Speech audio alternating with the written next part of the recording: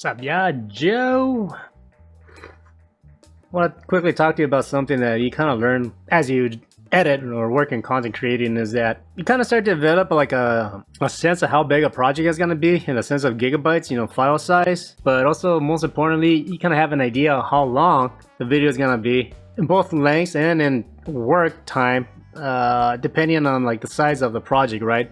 Now obviously it depends, it varies if you're filming in 1080p versus 4K, right? It's totally different, but for the most part, like when me and Paul we film a video in 4K at 30 frames per second, for the most part, on average, with B-roll and all this shit, the video comes out to be, the whole project files, audio and all, comes out to like almost 80 gigabytes in file size, for the most part. So that's average. You kind of develop a sense of like, okay, I can like edit a project folder that has like 80 gigabytes worth of footage and other stuff in one day, right? You kind of like start to develop that sense, right? In a way that's good, because if like, say Paul gives me a fucking massive project and it turns out to be like twice that much of footage, fair to assume you think, oh, it's gonna be twice as long, I can need another day. So once you start developing that sense of like how long, how much footage you're able to work with, or depending like how big the project file is, then you're able to like assume how long it's gonna take you to edit a project, right? I don't know.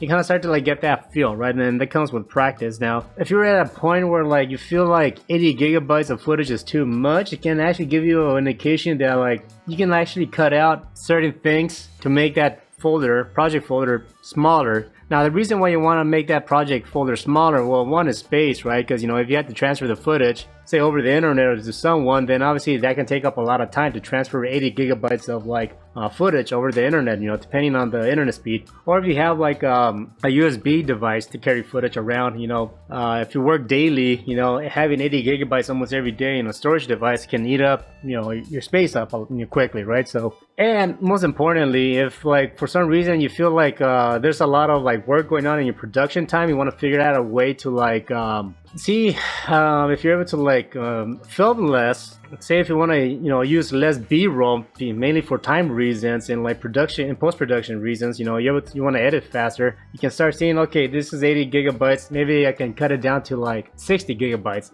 Where can you cut out footage to reduce the size of like the file, the project folder, and that gives you like lists to work with in post, right? I mean, you still have enough, but you didn't film more than you need to, right? And that's something I guess like you kind of learn to do also, is that you want to try to like aim. I mean, depending on what you want to do, right? If you want to get very detailed and you want to film all you can, then that's a different story. But if your goal is to like have a system where you film enough and then you have enough time to like edit the video and then post it, and say if you want to do that in the same day, then your goal should be to like keep that project file as small as possible, right?